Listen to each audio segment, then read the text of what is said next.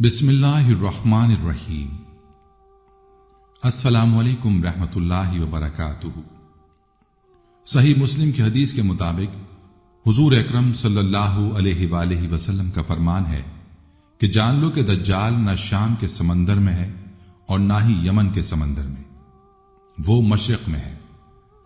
ہم جانتے ہیں کہ قیامت کے نزدیک پیدا ہونے والے فتنوں میں سب سے خطرناک فتنہ دجال کا ہوگا، جو فرمان نبوی کے مطابق کہیں پر قید ہے اور قیامت کے قریب نکل کر مدینہ یعنی یثرب کی طرف رخ کرے گا، لیکن وہ وہاں پر پہنچ نہیں پائے گا۔ دجال کی آمد اور اس کا خروج احادیث سے ثابت ہوتا ہے۔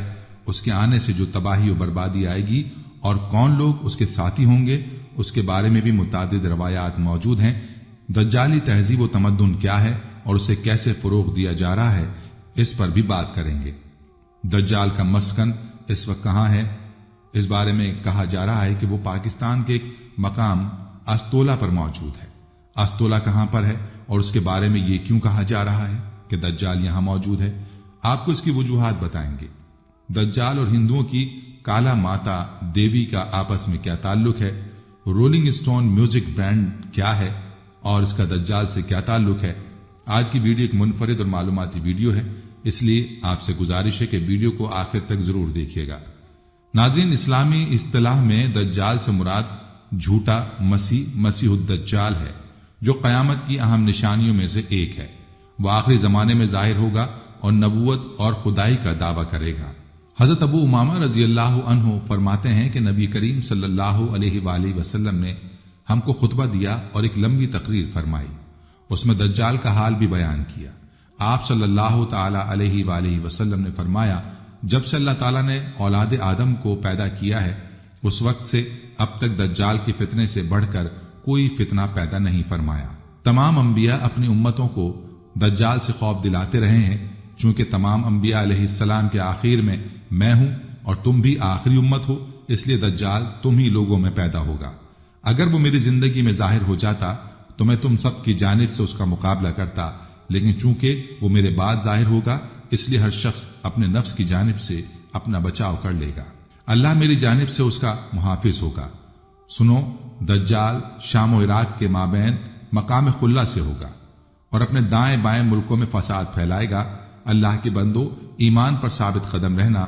میں تم کو اس کی وہ حالت سناتا ہوں جو مجھ سے پہلے کسی نے بھی بیان نہیں کی۔ پہلے تو وہ نبوت کا دعویٰ کرے گا، تو پھر کہے گا میں خدا ہوں، نعوذ باللہ۔ تم مرنے سے پہلے خدا کو دیکھ نہیں سکتے، پھر دجال کیسے خدا ہوا؟ اس کے علاوہ وہ کانا ہوگا، تمہارا رب کانا نہیں ہے۔ اس کی پیشانی پر کاف فے رے لکھا ہوگا، جسے ہر مومن عالم ہو یا جاہل سب پڑھ لیں گے۔ حضور نبی کریم صلی اللہ علیہ وآلہ وسلم نے فرمایا، پس جب دجال ویرانے پر سے گزرے گا تو اسے حکم دے گا کہ اپنے خزانے نکال، تو اس کے خزانے اس کی ایسی اتباع کریں گے جیسے شہد کی مکھیاں اپنے سردار کی اتباع کرتی ہیں۔ مشکات ترمذی جلد 2۔ اور اس کے ساتھ جنت اور دوزخ بھی ہوگی، لیکن حقیقت میں وہ جنت دوزخ ہوگی اور جو دوزخ جنت ہوگی۔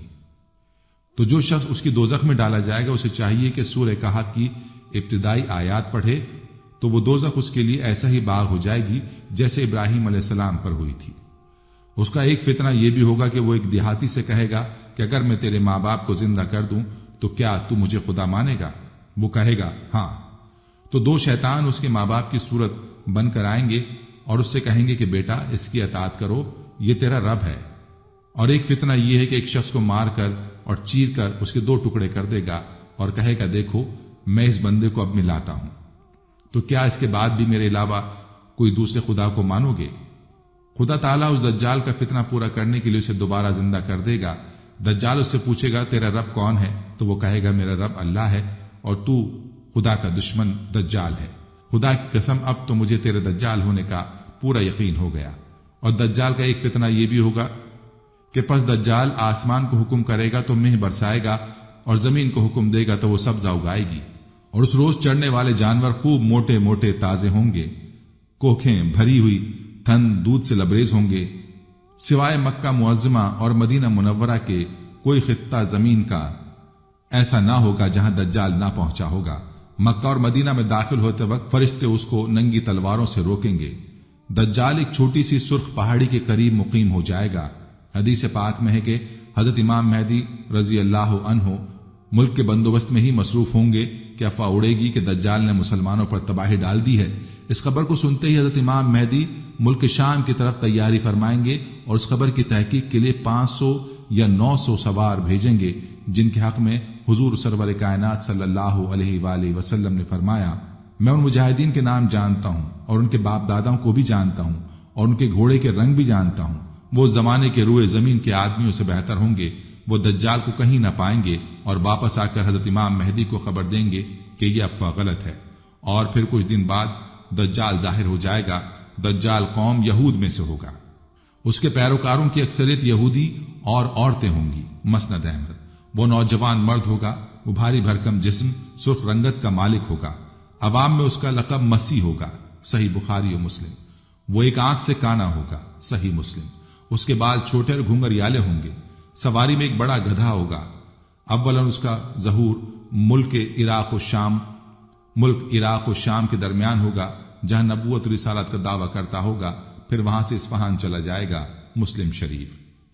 یہاں اس کے ہمراہ 70,000 یہودی ہوں گے، یہیں سے خدائی کا دعویٰ کر کے چاروں طرف فساد برپا کرے گا اور زمین کے اکثر مقامات پر گشت کر کے لوگوں سے اپنے آپ کو خدا منوائے گا۔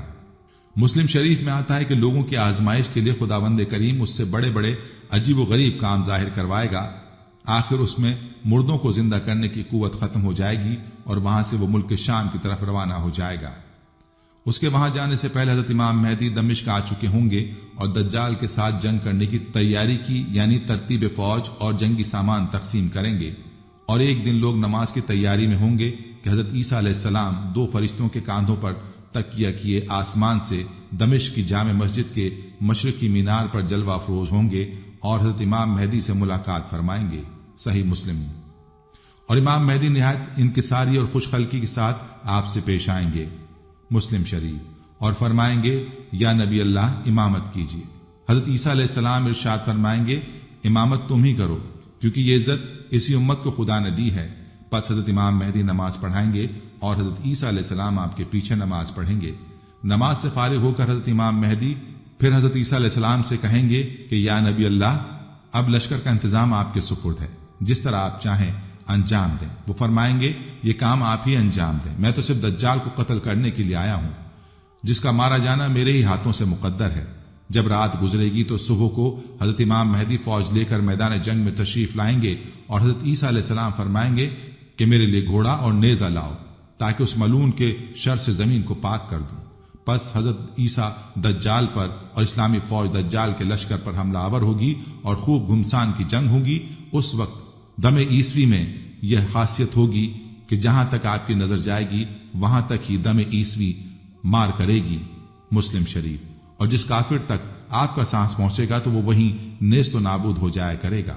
دجال آپ کے مقابلے سے بھاگے گا، آپ اس کا تعاقب کریں گے اور مقام لد میں جا لیں گے اور نیزے سے اس کا کام تمام کر کے لوگوں پر اس کی ہلاکت کا اظہار کریں گے۔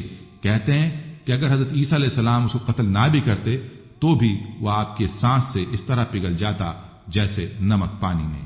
اسلامی فوج دجال کے لشکر کے قتل و غارت کرنے میں مشغول ہو جائے گی اور ان یہودیوں کو جو دجال کے لشکر میں ہوں گے ان کو اس وقت کوئی چیز پناہ نہ دے گی، یہاں تک کہ اگر شام کے وقت کسی پتھر یا درخت کی آڑ میں ان میں سے کوئی چھپا ہوگا تو وہ درخت اور پتھر بھی آواز دے گا، اے خدا کے بندو، اس یہودی کو پکڑو اور اس کو قتل کرو، مگر درخت غرقد پناہ دے کر چھپائے رکھے گا۔ زمین پر دجال کے شر و فساد کا زمانہ 40 روز تک رہے گا۔ ترمذی۔ جن میں ایک دن 1 سال کے برابر، ایک دن 1 مہینے کے برابر، ایک دن 1 ہفتے کے برابر، باقی دن عام دنوں کے برابر ہوں گے۔ دجال کا فتنہ ختم ہونے کے بعد حضرت امام مہدی رضی اللہ عنہ اور حضرت عیسیٰ علیہ السلام جن شہروں میں دجال نے فساد پھیلا رکھا تھا دورہ فرمائیں گے، دجال سے تکلیف اٹھائے ہوئے لوگوں کو خدا کے ہاں اجر عظیم ملنے کی خوشخبری دے کر دلاسا و تسلی دیں گے اور اپنے انعام و کرام سے ان کے دنیاوی نقصانات کی تلافی کریں گے۔ ناظرین، دجال کا خروج تو ہو کر رہے گا، لیکن وہ کس جگہ پر موجود ہے اس کے بارے میں 4 مختلف احادیث موجود ہیں، جیسے کہ وہ شام اور عراق کے درمیان ایک راستے پر نمودار ہوگا، خوز و کرمان خراسان کی طرف کے علاقے، اصفہان کے مقام پر، یہودیہ پر۔ تاہم احادیث کی روشنی میں کسی خاص جگہ کو دجال کے ظہور کے لیے مختص نہیں کیا گیا۔ جیسے ماہ رمضان کی شب قدر کی رات کا خاص تعین نہیں کیا گیا۔ البتہ احادیث کی روشنی میں 4 مقامات میں بظاہر تضاد معلوم ہونے کی صورت میں اس کے بارے میں یوں بیان کیا جا سکتا ہے کہ دجال کا خروج سب سے پہلے شام اور عراق کے درمیان کی گھاٹی سے ہوگا، مگر اس وقت اس کی شہرت نہ ہوگی۔ اس کے آوان و انصار مددگار یہودیہ گاؤں میں اس کے منتظر ہوں گے۔ وہ وہاں جائے گا اور ان کو ساتھ لے کر پہلا پڑاؤ خور و کرمان میں کرے گا، پھر مسلمانوں کے خلاف اس کا خروج خراسان سے ہوگا۔ اب سوال یہ پیدا ہوتا ہے کہ اصل میں دجال کہاں ہے؟ یہ بات دلچسپی سے خالی نہیں کہ خود اسی حدیث شریف میں جس میں دجال کے موجودہ مقام کا تذکرہ ہے، یہ حدیث تمیم داری کے نام سے جانی جاتی ہے۔ ذکر ہے کہ آپ صلی اللہ علیہ وسلم کی پیشگوئی کی تصدیق آپ صلی اللہ علیہ وآلہ وسلم کی حیات مبارکہ میں ہی ہو گئی تھی، جس پر آپ نے خوشی و مسرت کا اظہار فرمایا۔ جب رسول اللہ صلی اللہ علیہ وآلہ وسلم نماز پڑھ چکے تو وہ ممبر پر تشریف فرما ہوئے اور مسکراتے ہوئے فرمایا، تمام لوگ اپنی جگہ بیٹھے رہیں۔ پھر فرمایا، جانتے ہو میں نے تمہیں کیوں جمع کیا ہے؟ لوگوں نے کہا، اللہ اور اس کا رسول بہتر جانتے ہیں۔ آپ صلی اللہ علیہ وآلہ وسلم نے فرمایا، اللہ کی قسم میں نے تمہیں نہ تو کسی چیز کا شوق دلانے کے لیے جمع کیا ہے اور نہ کسی چیز سے ڈرانے دھمکانے کے لیے اکٹھا کیا ہے، بلکہ میں نے تمہیں یہ بتانے کے لیے جمع کیا ہے کہ تمیم داری پہلے عیسائی تھا، وہ آیا، اس نے بیعت کی اور اسلام میں داخل ہو گیا۔ اس نے مجھے ایسا واقعہ سنایا جو ان باتوں سے تعلق رکھتا ہے جو میں تمہیں دجال کے بارے میں بتایا کرتا ہوں۔ اس نے مجھے بتایا کہ وہ لخم اور جزام قبیلے کے 30 آدمیوں کے ہمراہ ایک بحری جہاز میں سمندر کے سفر پر روانہ ہوا۔ سمندر کی لہریں مہینہ بھر انہیں ادھر ادھر دھکیلتی رہیں، یہاں تک کہ وہ ایک جزیرے میں پہنچ گئے۔ اس وقت سورج غروب ہو رہا تھا۔ وہ ایک چھوٹی کشتی میں بیٹھ کر جزیرے میں داخل ہوئے۔ جب وہ جزیرے میں داخل ہوئے تو انہیں ایک جانور یا جانور نما مخلوق ملا جس کے جسم پر بہت بال تھے۔ بالوں کی کثرت کی وجہ سے انہیں اس کے آگے پیچھے کچھ پتہ نہیں چل رہا تھا۔ انہوں نے کہا، تیرا ستیہ ناس ہو، تو کیا چیز ہے؟ اس نے کہا، میں جساسا ہوں۔ انہوں نے پوچھا، یہ جساسا کیا چیز ہے؟ اس نے کہا، اے لوگو، خانقاہ یا مندر میں موجود اس آدمی کی طرف جاؤ، وہ تمہاری خبریں سننے کا بڑا تجسس سے انتظار کر رہا ہے۔ بیان کرنے والا بتاتا ہے، جب اس نے آدمی کا ہم سے ذکر کیا تو ہمیں خوف لاحق ہوا کہ جانور نما کہیں شیطان نہ ہو۔ پھر ہم تیزی سے چلے اور خانقاہ مندر میں داخل ہو گئے۔ وہاں ہم نے بھاری بھرکم قد کاٹ کا ایک آدمی دیکھا جس کے گھٹنوں سے ٹخنوں تک بندھی ایک لوہے کی زنجیر تھی اور اس کے ہاتھ اس کی گردن کے ساتھ بندھے ہوئے تھے۔ اس نے کہا، مجھے بیسان کے نخلستان کا حال بتاؤ۔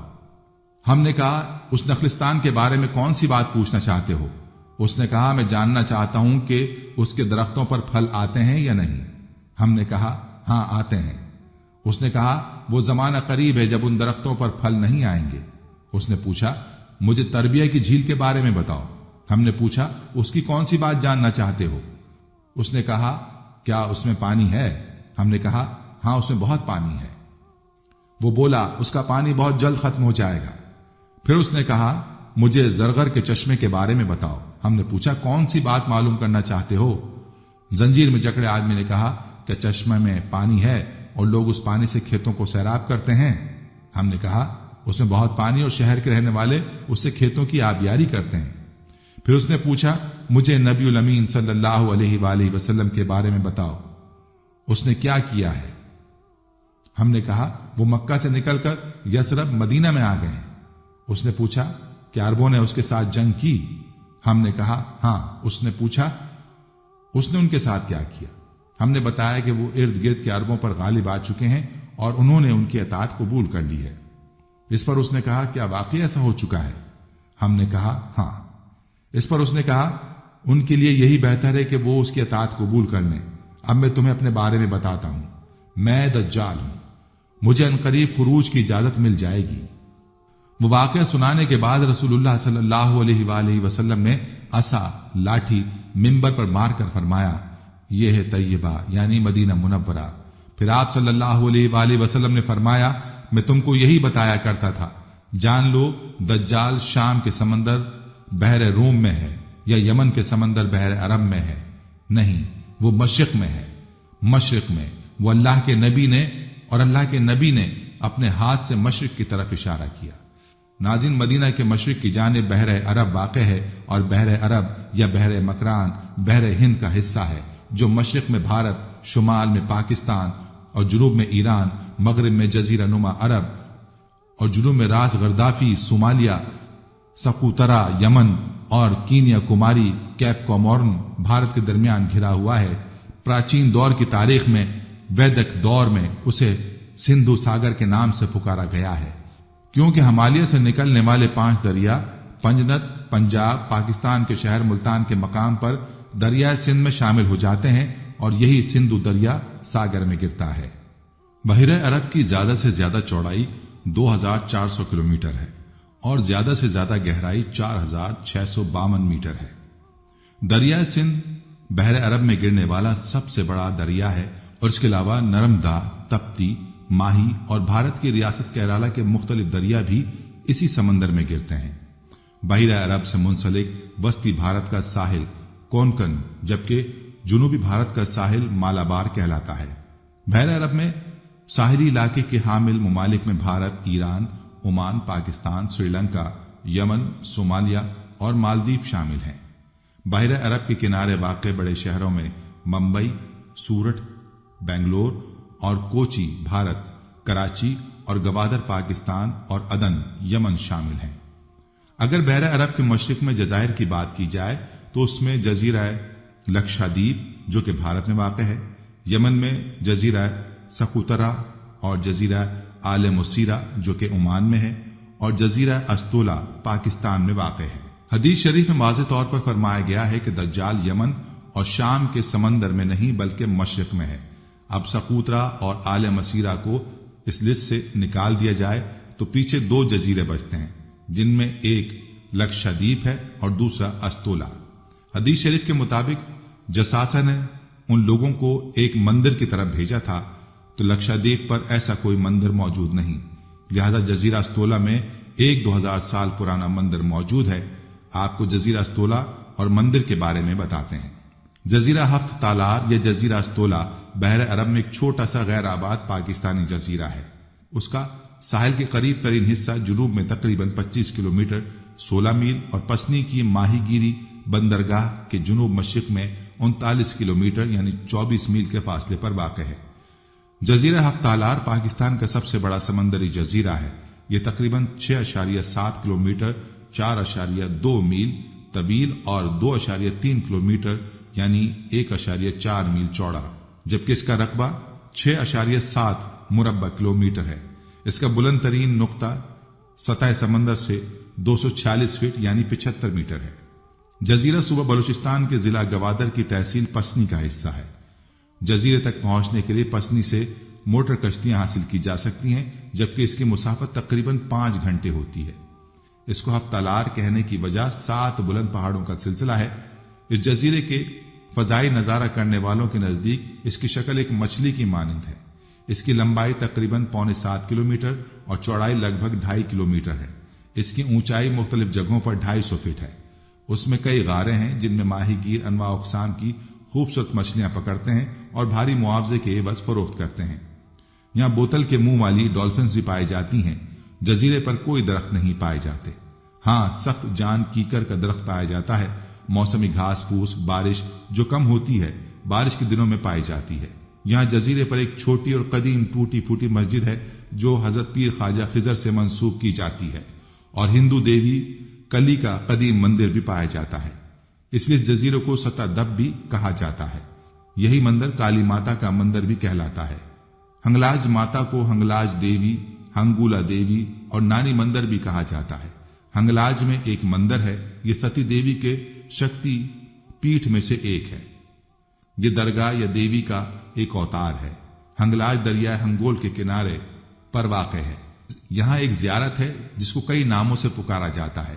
مسلمان اسے اماں ہنگلاج، نانی ہنگلاج اور مائی ہنگلاج کہتے ہیں، اور ہندو عقیدے کے مطابق ہے کہ ہنگلاج پاروتی ماں کا کالی روپ ہے، اور ہندو برادری اسے ہنگلاج دیوی کے نام سے پکارتے ہیں۔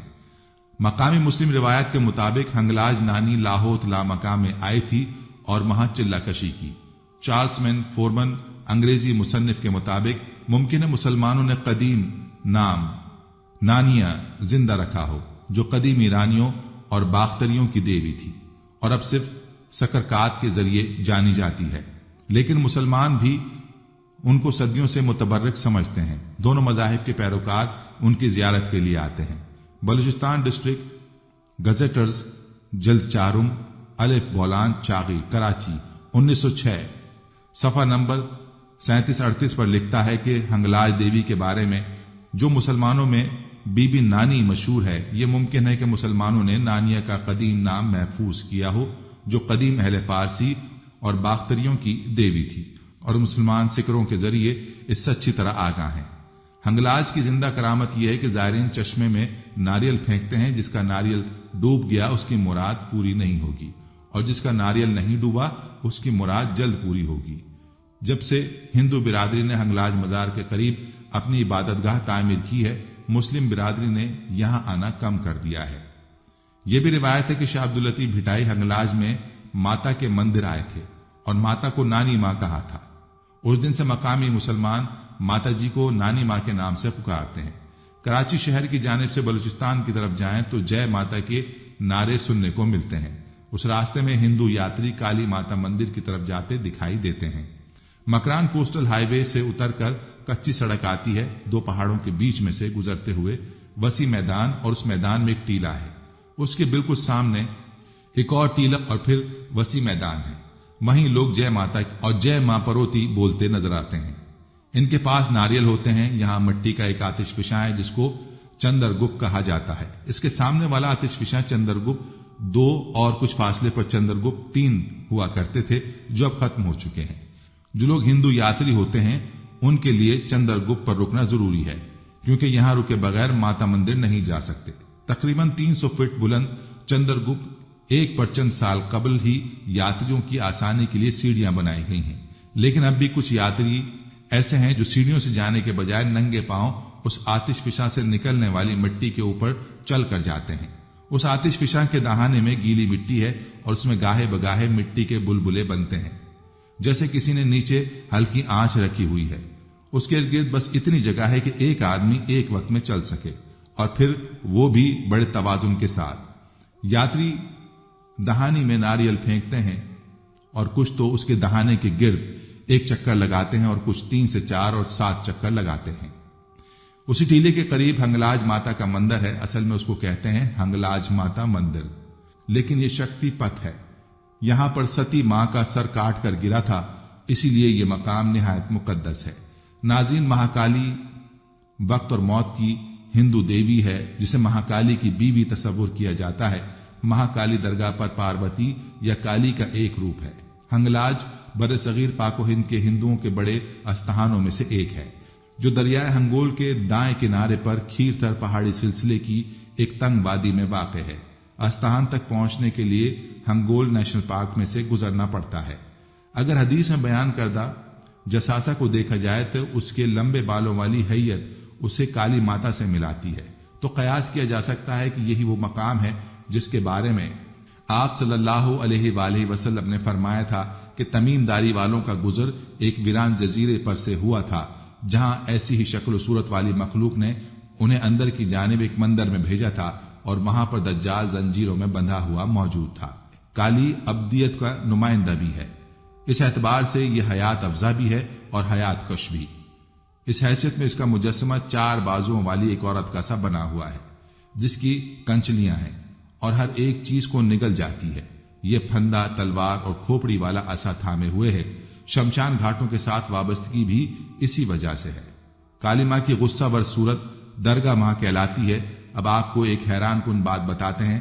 مشہور پاپ راک بینڈ رولنگ اسٹونز نے 1967 میں ڈیبو کیا اور آج بھی پرفارم کر رہا ہے۔ یہاں تک کہ اگر آپ نے ان کا کوئی گانا نہیں سنا ہے تب بھی ان کا مشہور نام اور لوگو اب بھی متبادل نو عمروں میں وینٹیج ٹیز کے طور پر مقبول ہیں۔ رولنگ اسٹونز نے ایک حیران کن کیریئر کا آغاز کیا اور اسے اب تک کے سب سے زیادہ با اثر مشہور راک بینڈز میں سے ایک سمجھا جاتا ہے۔ اپنے بے باک اور جرت مندانہ لوگوں کی مدد سے وہ اپنے بینڈ کو کمرشلائز کرنے میں کامیاب ہو گئے۔ اسے ٹی شرٹس، ہوڈیز، پوسٹرز، نائل، سی ڈیز، لباس، ٹوپیاں اور بہت کچھ شامل ہیں۔ ان کے بڑے پیمانے پر مشہور لوگوں نے بہت سے دوسرے فنکاروں کو متاثر کیا وہ پھیلی ہوئی زبان کے ساتھ اپنے لیے ان لوگوں کی نقل تیار کریں۔ اصل لوگوں کا مقصد باغیانہ تھا جو تیز سرخ رنگ کے ساتھ موجود تھا، جس علامت میں تشدد اور توجہ ہے۔ اس کا مقصد جنسی اور سماجی اصولوں کو آگے بڑھانا اور ان کے انارکی، عصبیت اور طاقت کے پیغام کو تیز کرنا تھا۔ یہ لوگو رولنگ اسٹونز نے کالی ماتا کی تصویروں میں موجود سرخ اور باہر کی طرف لٹکی زبان سے متاثر ہو کر رکھا گیا۔ موجودہ دور میں بھی رولنگ اسٹون سب سے زیادہ آمدنی کمانے والے بینڈز کے طور پر جانا جاتا ہے، تو اس سے یہ قیاس بھی کیا جا سکتا ہے کہ پوری دنیا میں میوزک اور جنسی بیراروی کے پیچھے بھی دجالی قوتیں کار فرما ہیں، کیونکہ دجال موسیقی کا دلدادہ ہوگا۔ یہ تو ہم جانتے ہیں کہ دجال کافر ہے اور اس کے سارے اعمال و افعال کافروں والے ہی ہوں گے۔ دوسری طرف یہ بھی حقیقت ہے کہ دجال صدیوں سے موجود ہے اور جب بھی ظاہر ہوگا برائی کے ساتھ ہی ظاہر ہوگا۔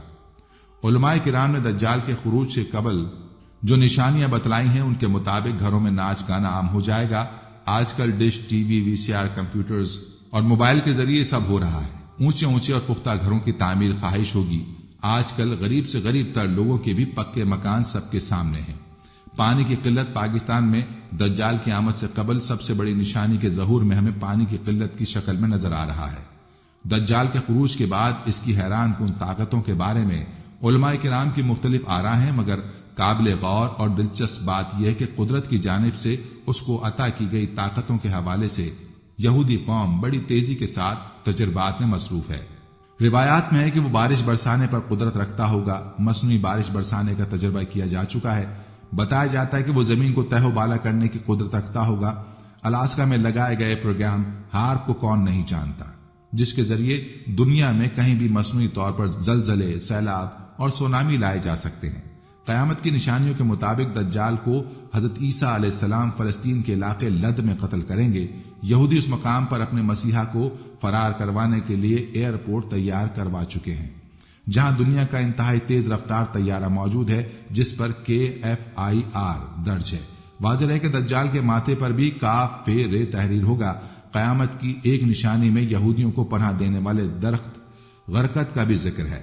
آخری جنگ میں جب یہودی مسلمانوں سے چھپنے کے لیے پتھروں، درختوں کی اوٹ لیں گے تو سوائے غرقت کے تمام چیزیں مسلمانوں کو اپنے پیچھے چھپے ہوئے یہودیوں کی موجودگی کا پتہ دیں گی، اور معروف ملکی اور غیر ملکی ویب سائٹس کے مطابق یہودی غرقت کے باغات تیزی سے لگا رہے ہیں۔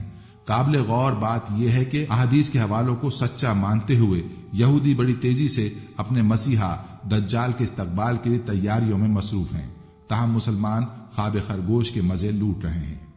ہماری دینی روایت میں دجال کا ایک شخصی کردار اور تصور پیش کیا گیا ہے۔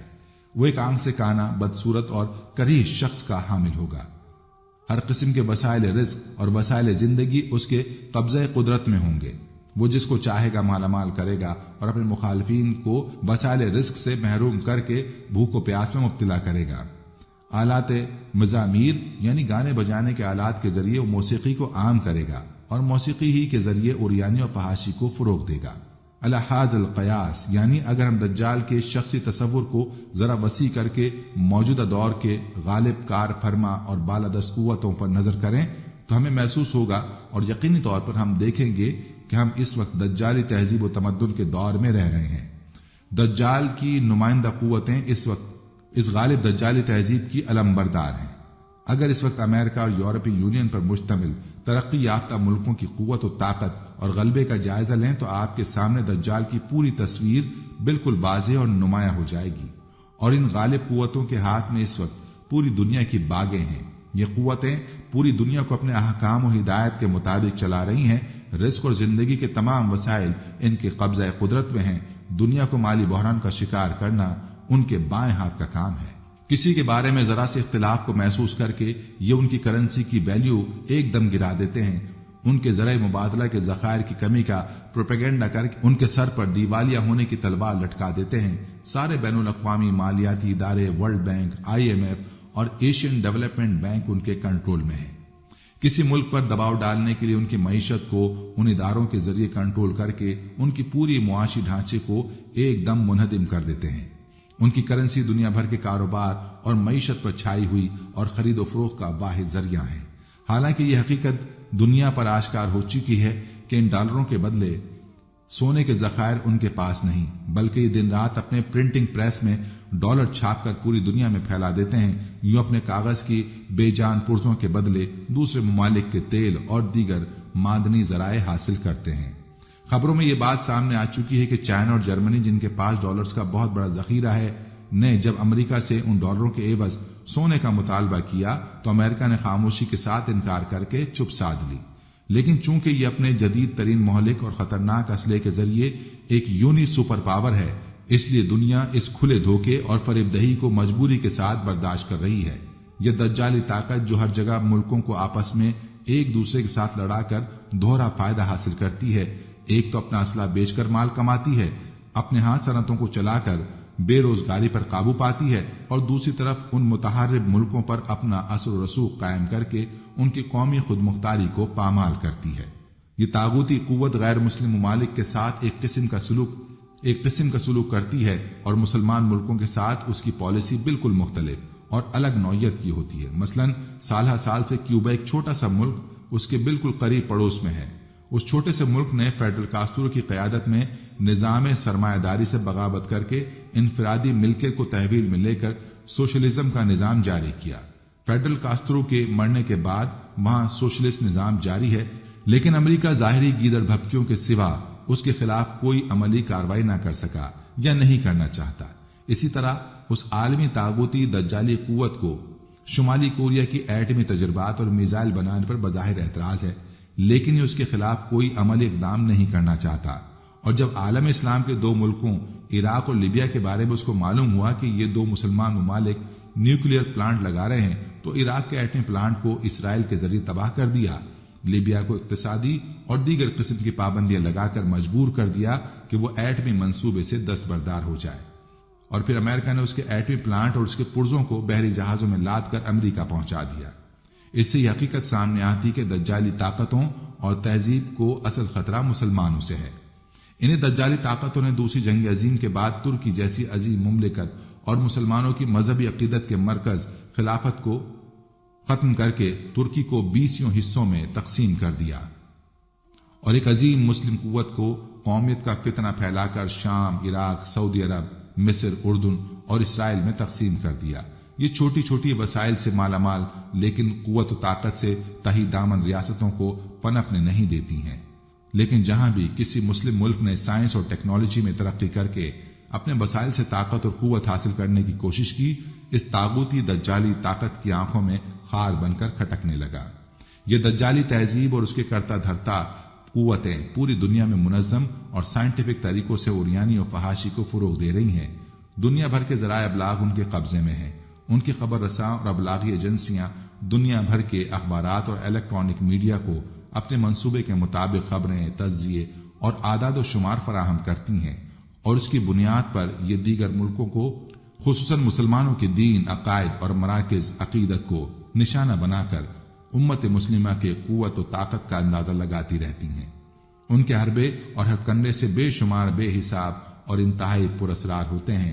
ان کو معلوم ہوتا ہے کہ کون سے مسلمان ملک میں ان کے مسلط کردہ ایجنٹوں کی قیادت و سیاست کو خطرہ ہے، تو یہ فوراً اپنے دوسرے پسندیدہ ایجنٹ کے لیے فضار راہ ہموار کرتے ہیں اور اس کی امیج بلڈنگ پروپیگنڈے کے ذریعے کرتے ہیں، اور اسلام پسندوں کے اقتدار میں آنے کے خطرے کا سدباب کرتے ہیں۔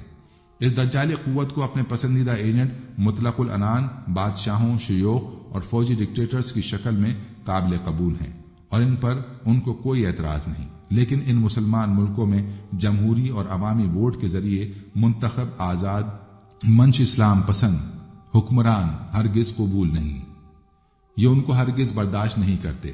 اس کی نمایاں اور واضح مثال اخوان المسلمون سے تعلق رکھنے والے انتہائی قابل منتخب صدر محمد مرسی ہیں۔ جب ان کو خطرہ محسوس ہوا کہ یہ پارٹی اور اس کا نامزد کردہ صدر تو اسرائیل کے لیے خطرہ ہے، اور یہ تو مصر میں اسلامی نظام حکومت کے قیام کے علمبردار ہیں، تو انہوں نے ایک طرف تو اس کے خلاف فوج کے اقدام کو شہ دی، اور اس طرح اسے دجالی قوت نے اپنے مصری ایجنٹوں کے ذریعے ایک مسلم ملک میں شرمناک حد تک ظلم و بربریت اور قتل و غارت کا مظاہرہ کر کے سینکڑوں لوگوں کو ہلاک کیا، اور ہزاروں بے گناہ مصری مسلمانوں کو جیلوں میں تعذیب و تشدد کا شکار کیا۔ ایک طرف اس دجالی طاقت نے عراقی ڈکٹیٹر صدام حسین کی کویت پر حملے کے لیے پیٹھ ٹھونکی، اور جب اس نے شیطانی طاقت کی چال اور فریب کا شکار ہو کر کویت پر حملہ کر دیا تو پھر خود اسی بہانے عراق پر چڑھ دوڑا اور اس کی اینٹ سے اینٹ بجا کر عراق کے مسلمان بچوں، بوڑھوں، جوانوں اور عورتوں کو قتل عام کیا۔ اس دجالی قوت نے عراق کو ایران سے لڑوا کر سال ہر سال ایک بڑے خطرے کو بدامنی اور قتل و غارت گری کا شکار کیا اور مسلمان ملت کو شیعہ سنی دو فرقوں میں عملاً بانٹ دیا۔ یہ شیعہ سنی تفریق اور فتنہ اب برگ و بال لا رہا ہے۔ آپ جانتے ہیں کہ اس طاغوتی قوت نے اپنے حریف طاقت روس کو افغان مجاہدین کو اسلحہ اور سیاسی مدد دے کر شکست پاش دی اور اس کو اس جنگ کے نتیجے میں ٹکڑے ٹکڑے کر دیا۔ لیکن جب اس نے افغان مجاہدین کے جذبہ ایمانی اور اسلامی غیرت طاقت کو قریب سے دیکھا تو اس کو خوف ہوا کہ اگر مجاہدین کی اس طاقت نے متحد و متفق ہو کر افغانستان میں دین اسلام کو قائم کر لیا تو اس طرح پوری دنیا کے سامنے دین اسلام کی اصل طاقت، کار فرمائی اور عدل و انصاف اور بہترین پاک صاف سیدھا سادہ انداز حکمرانی سامنے آ جائے گا اور دنیا اس دجالی سرمایہ دارانہ نظام سے متنفر ہو جائے گی۔ اس خوف کے تحت اس نے سازش کے ذریعے افغان مجاہدین میں پھوٹ ڈال دی اور ان کو ایک دوسرے کے ساتھ لڑایا۔ ان کو منظر سے ہٹانے کے لیے باقاعدہ منصوبہ بندی کر کے طالبان کو منظم کیا اور ان کو مجاہدین کے خلاف استعمال کر کے طالبان حکومت قائم کر دی۔ ان کو توقع تھی کہ ان غیر منظم جدید تعلیم و تربیت سے تہی دامن اور انتظامی امور سے نابلد طالبان جب اپنی حکمرانی کے ذریعے افغانستان کو مزید مسائل و مشکلات کا شکار کر دیں گے تو ہمیں اسلام کے خلاف پروپیگنڈا کرنے اور فضا ہموار کرنے کا موقع مل جائے گا۔ لیکن جب ان کی تمام امیدوں اور توقعات کے برعکس طالبان نے افغانستان جیسے قبائلی معاشرے اور جنگ و جدل سے دو چار ملک میں امن قائم کیا، اسلامی شریعت کا نفاذ کیا، اسلام کے حدود و قوانین کا اجرا کیا اور اپنے سادہ طرز حکومت سے افغانستان کے عوام کو متاثر کیا تو ایک بار پھر اس دجالی طاقت نے ایک نہایت پراسرار اور پیچیدہ منصوبے کے تحت افغانستان پر حملہ کیا۔ حالانکہ 9/11 کے واقعے میں افغانستان کا کوئی شہری ملوث نہیں تھا، لیکن ان کے لیے تو بہرحال طالبان کی اسلامی حکومت کا قیام ہی سوہان روح بنا ہوا تھا، لہذا اس نے بلا جواز افغانستان پر حملہ کر دیا اور 17 سال تک اس نے افغانستان میں آتشی بارود کا کھیل کھیلا۔ افغانستان کے سنگ و خشت اور پہاڑوں چٹانوں تک کو ریزہ ریزہ کر دیا۔ ان 17 سالوں کے دوران میں افغان مسلم عوام کے بوڑھوں، بچوں، خواتین اور نوجوانوں کو نہایت بے دردی اور شقاوت قلبی سے ظلم و ستم کا شکار کیا، لیکن ہر فرعون را موسیٰ والی بات سامنے آئی اور وہ نہتے کمزور بے یار و مددگار طالبان مجاہدین نے اپنی قوت ایمانی اور جذبہ جہاد سے 17 سال تک اس مست دجالی ہاتھی کا مقابلہ کیا اور مزاحمت و مدافعت کی نئی تاریخ رقم کی۔ جب یہ دجالی طاقت زخموں سے چور ہو کر صلح کی میز پر بیٹھ کر مذاکرات کے لیے آمادہ ہوئی تو دنیا کو یہ حقیقت معلوم ہوئی کہ دجال کے تمام وسائل اور طاقت کے خلاف ایک مؤثر جہادی جذبہ اسلام کی شکل میں موجود ہے۔ اگر اس مسلم امہ کی راہ کو کریدا گیا تو ایسی ایسی چنگاریاں اس کے اندر سے نکلیں گی کہ دجال کی تمام قوتوں اور طاقتوں اور وسائل کو خس و خاشاک کی طرح خاکستر کر دیں گی۔ بالکل اسی طرح جس طرح روایات کے مطابق حضرت عیسیٰ علیہ السلام جامع دمشق کے مینار پر آسمان سے اتریں گے، دجال کے ساتھ جہاد کریں گے اور اسقان دجال کا قتل کریں گے، سور کو ذبح کریں گے اور یہودی سازشوں کا قلع کما دنیا سے ہو جائے گا۔ ہر پتھر، درخت اور جھاڑی پکار اٹھے گی کہ میرے پیچھے یہ یہودی چھپا ہے۔ اے مسلمان مرد مجاہد، اس کو قتل کر اور پھر دنیا سے دجالی تہذیب و تمدن کا خاتمہ ہو جائے گا۔ دین حنیف اسلام کا نفاذ ہو کر دنیا میں ایک بار پھر امن و امان اور اخوت و محبت کا گہوارہ بن جائے گا، کیونکہ دین اسلام ہی سلامتی اور امن کا دین ہے۔ اسلام کے علاوہ جو بھی نظام دنیا میں قائم ہوگا اس کے ذریعے بدامنی، فتنہ و فساد کو فروغ ملے گا۔ ناظرین، ایلومیناتی ایک سیکرٹ سوسائٹی کا نام ہے جس کی بنیاد ایڈم نے 1 مئی 1776 میں جرمنی کے شہر میں رکھی۔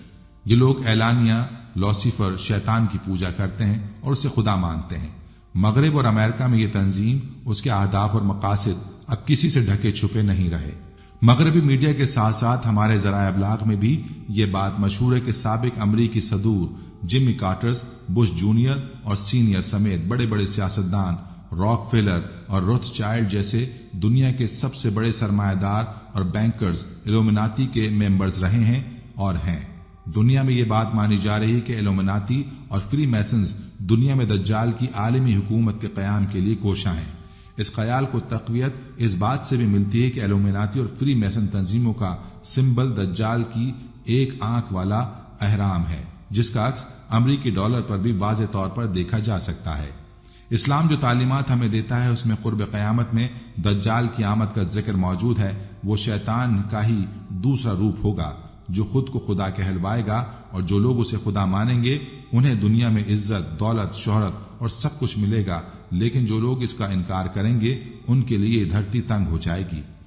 آج بین الاقوامی میڈیا کے تھرو یہ بات سامنے آ رہی ہے کہ دنیا میں کئی لوگ دولت، شہرت اور کامیابی کے لیے ایلومناتی کے ممبرز بنتے ہیں۔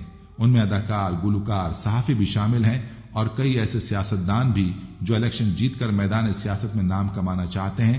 اسلام کی تعلیمات کے مطابق دجال کا فتنہ اتنا بڑا ہے کہ اس سے ہر پیغمبر اور رسول نے پناہ مانگی ہے اور اپنے پیروکاروں کو ڈرایا ہے، شاید اس لیے کہ شیطان اس فتنے کو اس قدر فریب، دجل اور مکر کی مختلف چالوں کے ذریعے پھیلائے گا کہ لوگوں کو اندازہ ہی نہیں ہو پائے گا کہ وہ دجال کے فتنے کا شکار ہو گئے ہیں۔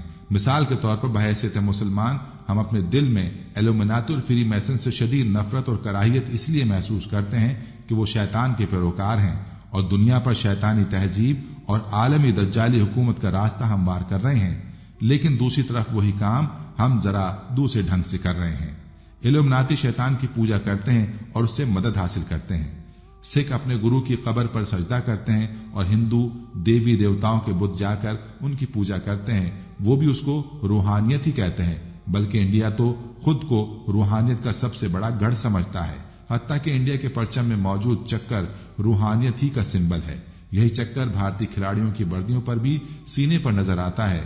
سکھوں کے نزدیک رب ان کی روحانی ہستی یعنی گرو کی شکل میں موجود ہے، جبکہ ہندوؤں کے نزدیک دیوی دیوتا اس کی شکتیاں، روحانی قوتیں ہیں جو ایشور خدا ہی کے روپ میں ہیں، جبکہ خود اللہ کہتا ہے نہیں پکارتے یہ لوگ اللہ کے سوا مگر دیویوں کو، اور وہ نہیں پکارتے کسی کو سوائے سرکش شیطان کے۔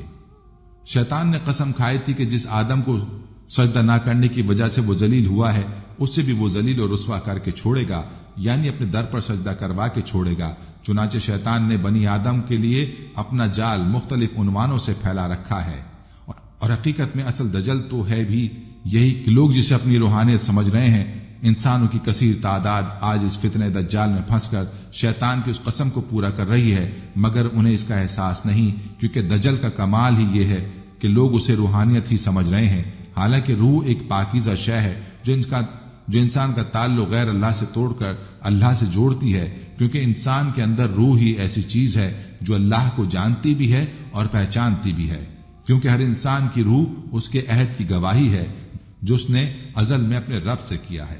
اور جب آپ صلی اللہ علیہ وآلہ وسلم کے رب نے اولاد آدم کی پشتوں سے ان کی اولادوں کو نکالا اور ران کو ان کے نفوس پر گواہ بنا کر اقرار لیا کہ کیا میں تمہارا رب نہیں ہوں، تو سب نے جواب دیا کیوں نہیں، ہم سب گواہ ہیں۔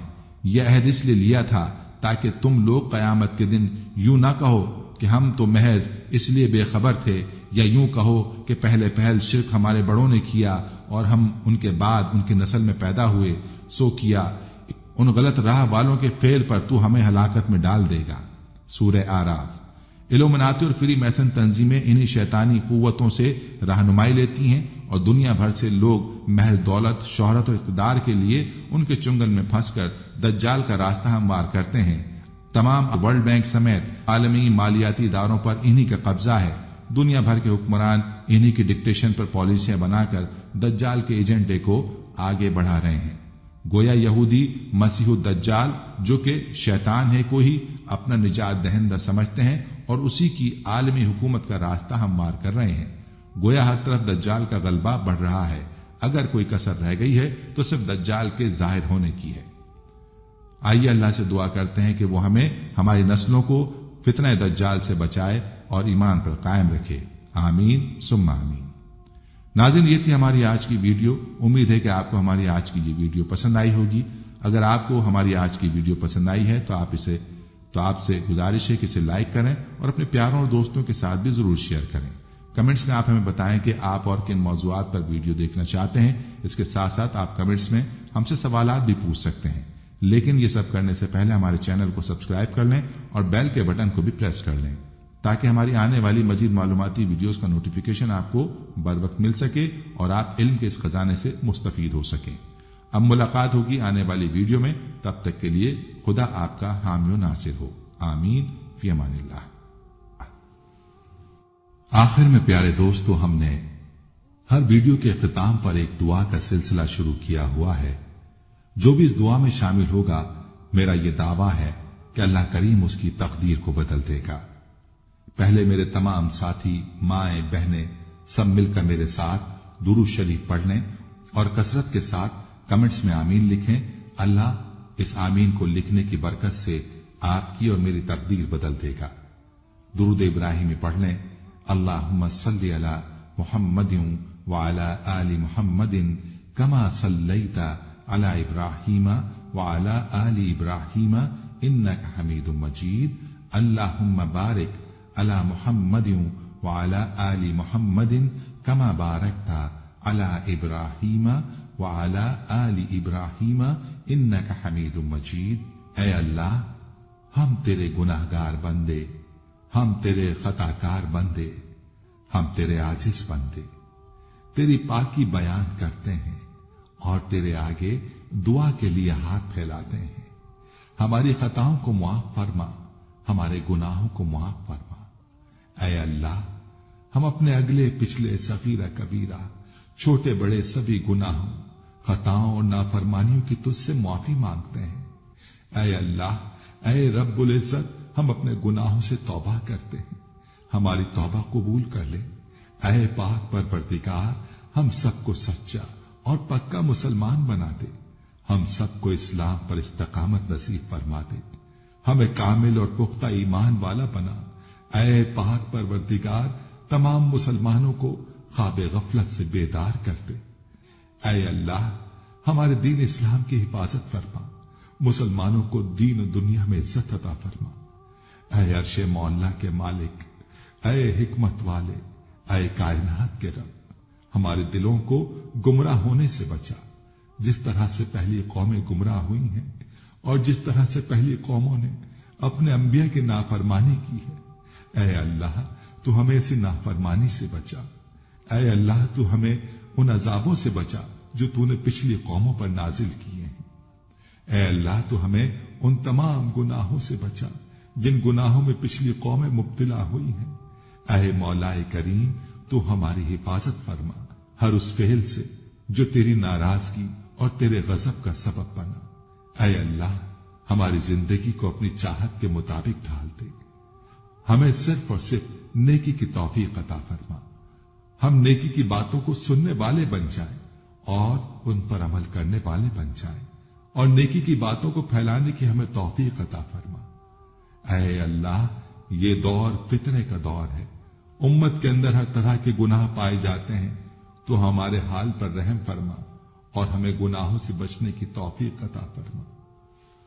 اے اللہ، تو کریم ہے، تو رحیم ہے، تو رحمان ہے، تو غفور الرحیم ہے، تو ہمارے گزشتہ گناہوں کو معاف فرما دے اور آئندہ کے لیے ہمیں گناہوں سے بچنے کی توفیق عطا فرما۔ اے اللہ، ہمارے تن من، ہمارے دل کو، دماغ کو، روح کو، جسم کو پاکیزہ بنا دے، ہمارے دلوں پر لگے زنگ کو، ہمارے دلوں پر جمی گندگی اور میل کو اپنی رحمت سے دھو ڈال۔ اے اللہ، ہمیں اپنے عذاب اور رسوائی سے بچا۔ اے پاک پروردگار، تمام مسلمانوں کی افلاس، سستی اور غفلت سے حفاظت فرما۔ یا اللہ، اسلام کا بول بالا فرما، اسلام کا جھنڈا بلند فرما۔ اے اللہ، کل امت محمدیہ کو حشر کی رسوائی سے پناہ عنایت فرما۔ اے اللہ، ہم سے راضی ہو جا، ہمیں شیطان اور نفس کے شر سے بچا۔ اے پاک پروردگار، ہمارے قدموں کو صراط مستقیم پر قائم رہنے والا بنا دے، ہم پر اپنی خاص رحمت نازل فرما اور اپنے قہر و غضب سے بچا لے۔ اے اللہ، ہمیں ان لوگوں کی صحبت عطا فرما جو کہ تیرے پسندیدہ بندے ہوں اور ہمیں تجھ سے قریب کر دیں، جو تیری یاد دلاتے رہیں اور ہمارے ایمان میں اضافے کا سبب بنے، اور ہماری نیکی کے سفر کی منزل جنت ہو اور تیری رضا کا حصول ہو۔ اے اللہ، ہمیں وہ طاقت نہ دے جس سے ہم دوسروں کو کمزور کر دیں، ہمیں وہ دولت نہ دے جس کی خاطر ہم دوسروں کو غریب سمجھیں، ہمیں وہ علم نہ دے جسے ہم اپنے سینے میں چھپا کر رکھیں، ہمیں وہ بلندی نہ دے کہ ہمیں پستی میں کچھ نظر نہ آئے، ہمیں وہ سب کچھ دے جو ہم دوسروں میں بانٹ سکیں اور سب کے برابر ہو جائیں۔ اے پاک پروردگار، کوئی کام آسان نہیں مگر تو جسے آسان کر دے، اور جب تو چاہتا ہے مشکل کو آسان کر دیتا ہے۔ یا اللہ، جتنے بھی مسلمان بہن بھائی مشکل میں ہیں ان کی مشکلات کو آسان فرما دے۔ یا اللہ، ہمیں کبھی بھی کسی بھی حالات میں مشکلوں اور پریشانیوں میں، خوشیوں میں، راحتوں میں کبھی بھی اکیلا مت چھوڑنا۔ اے پاک پروردگار، ہماری کوشش یہی ہے کہ ہم نیکی کی بات کو پھیلائیں تاکہ تمام انسان ان گناہوں سے خود کو بچا سکیں جن گناہوں کی وجہ سے گزشتہ قوموں پر عذاب نازل ہوئے۔ اے مولا کریم، نیکی کی ان باتوں کو پھیلانے میں تو ہماری مدد و نصرت فرما اور ہمیں نیکی کی باتوں کو پھیلانے کی توفیق عطا فرما۔ اے اللہ، نیکی کی باتوں کو پھیلانے کی ہماری اس کوشش کو قبول فرما اور ہماری اس کاوش کو ہماری نجات کا ذریعہ بنا۔ یا اللہ، ہماری ان تمام حاجات کو، ہماری ان تمام دعاؤں کو جو ہمارے لبوں سے ادا ہوئیں یا جو ہمارے دلوں میں ہیں، اپنے حضور شرف قبولیت عطا فرما۔ ہمیں اپنے در سے خالی ہاتھ نہ لوٹانا، ہماری جھولی کو بھر دینا۔ اے تمام جہانوں کے مالک، دنیا سے رخصت ہوتے وقت ہماری زبان پر کلمہ طیبہ جاری فرمانا اور قیامت کے دن ہمیں اپنے عرش کے سائے میں جگہ عطا فرمانا۔ آمین آمین آمین یا رب العالمین۔